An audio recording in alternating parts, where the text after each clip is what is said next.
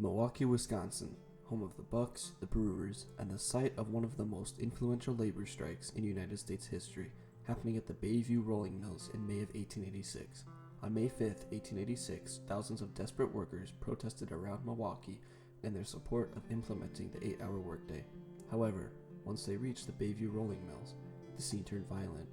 The sound of gunfire shattered the air, leaving 7 dead and a community forever changed. This tragedy was a turning point in the history of labor, as it spread nationwide awareness for their cause, with many around Wisconsin observing the flashpoint and being sympathetic to their struggle. This additionally launched a new era in the history of United States politics, with the elections of the Populist Party in a time period known as the Progressive Era, having ideals expressed by some of the most notable politicians in the history of the United States, namely Robert La Follette and Theodore Roosevelt, aiming to break off the tight grip that monopolies had on this country during their peak. The Gilded Age of the United States extended roughly from the 1870s following the United States Civil War to the very early 1900s, and the rise of monopolies transformed the economic landscape completely, bringing remarkable wealth to a few business owners while subjecting workers to difficult conditions and minimal rights. This era was marked by the uncontested power of corporations, leading to a large gap between wealth classes. Monopolies, or trusts, developed due to the rise of industrialization and the expansion of steel, oil, and railroad industries. Notable figures of this period include John D. Rockefeller with Standard Oil, Andrew Carnegie with U.S. Steel, and J.P. Morgan, General Electric, and his self-named bank. They amassed their large fortunes by horizontal integration of their respective industries and dominated the market while driving their competitors out of business. For the labor force, especially in steel mills and mines, conditions were intolerable and involved grueling labor, often accompanied by 10 to 12-hour days, 6 days of the week, and in very dangerous conditions. Protective gear consisted of only 2 layers of woolen long johns, and horrible injuries were common. The living conditions of workers didn't improve much from their work environment either, with many living in crowded conditions, lacking any access to clean water or sanitation. These conditions led to the rise of labor unions, organizations that would fight for the right of the worker. This was especially attractive in a time when the working class had no power, no resources, and no money. The labor union most notable in the area was the Knights of Labor. The Knights of Labor was founded in 1869 and sought to create a commonwealth between the workers and the owners by nationalizing railroads and improving workers' hours and wages. These labor unions had a large impact on the hopes of workers, which prompted many to join them. The Knights of Labor reached an all-time high membership rate with 700,000 in 1884. The increase in union membership followed a 10% wage cut by the Union Pacific Railroad. This led to significant railroad strikes across the country, shutting down railroads from Nebraska to Utah. With the growing influence of the Knights of Labor around the country, more and more workers had begun to get involved in the fight to raise wages and lower hours. People around the nation had started to adapt the idea of the 8-hour workday, using the slogan, 8 hours to work, 8 hours to rest, 8 hours for what we will. With the growing influence of the Knights of Labor, many people were quick to criticize the movement, namely large factory and business owners who had deemed the movement to be too radical. Many companies didn't like these growing movements, as it meant they would give up profits and control over their companies while following social Darwinism. This meant that they believed only the strongest and most capable people or businesses would rise to the top. Government interference would lessen their control of their businesses and give more rights to workers. Additionally, as seen in the 1877 Great Railroad Strike across the nation, the U.S. government fought to disperse crowds in favor of businesses to maintain economic stability. The idea of the 8-hour workday started to spread across the nation and had workers hooked on the idea, many starting to perform peaceful protests. On May 4, 1886, Lucy Parsons, who was the daughter of a former slave in Virginia and an advocate for workers' rights, started to form rallies in various cities with her husband Albert. She had started a rally in Chicago, Illinois, where she and 35,000 workers from the Chicago area marched in protest. Once they reached the McCormick Reaper plant, however, police were called and they began to get into an altercation, in which the police force, armed with rifles, fired onto the crowd, killing many. In response, Parsons and her husband organized another rally, bringing around 2,500 people to Haymarket Square in Chicago. After a couple of hours, many people left the event, including Lucy Parsons, due to poor weather conditions. After only 200 people were left, they were attacked by 176 police officers, armed with Winchester repeater rifles and dynamite. After someone threw a dynamite bomb into the crowd, the police were startled and started to throw fire into the crowd, partially blind from the smoke of the dynamite.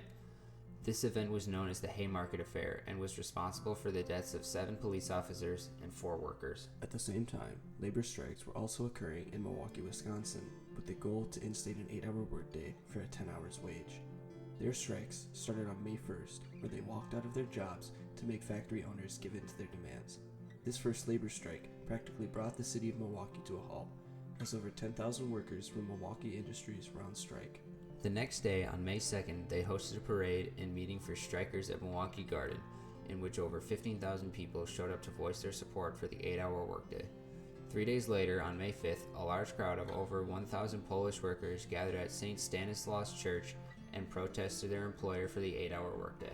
They gathered a crowd of around 1,500 near the church for their second day of protest, a mile and a half from the Bayview rolling mills. They spent the previous day threatening the factory, which had been notorious for giving their workers long hours and little pay.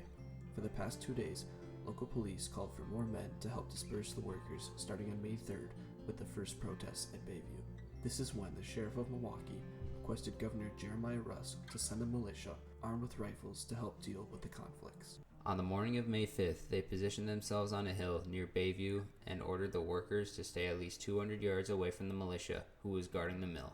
Even though the protesters had no visible weapon and fired no shots, the order from Governor Rusk was, should the rioters attempt to seek an entrance, fight them. Some say that these workers didn't hear them, as they continued to march closer and closer to the militia, eventually going within 200 yards. Once they crossed that line and didn't respond to visible commands, Major Treumer ordered the troops to fire on the crowd, killing 7.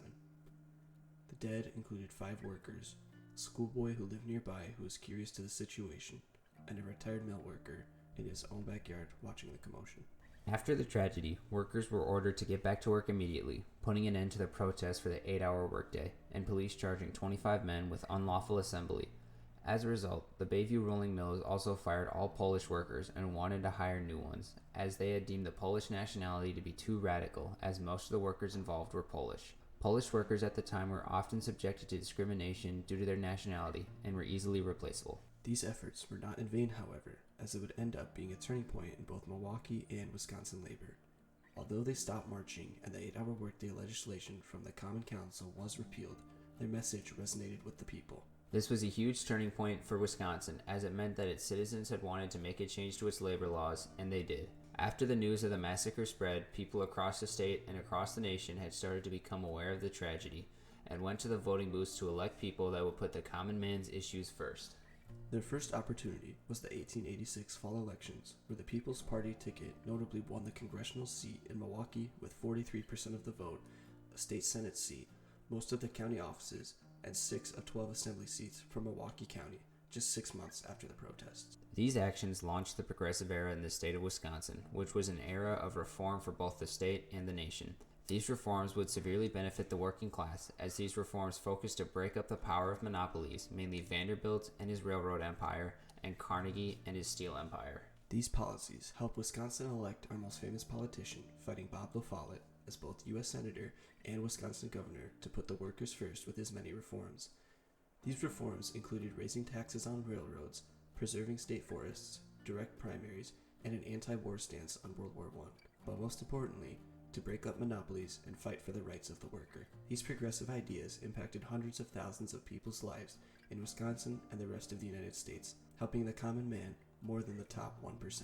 Eventually, in 1911, Governor Francis McGovern passed one of the nation's first worker compensation programs, which passed laws to regulate factory safety, reduce hours for women and children, and investigate conditions on Native American reservations. All of these reforms had extremely positive impacts on many people living in Wisconsin, all jump-started by the Bayview tragedy and the ideas that many fought for, and some unfortunately died for. Although the Bayview tragedy was a terrible event, it ended up being very influential for not only Wisconsin, but for the United States as a whole. With its message spreading across the nation, it became a turning point in the history of labor, manifesting the idea in workers to legislate an 8-hour workday, with the bygone slogan, 8 hours to work, 8 hours to rest, 8 hours for what we will. The ghost of the workers that came here in May, when the killing was seen as a duty by some, to put down the 8-hour day. Now here in Bayview it's all quiet today.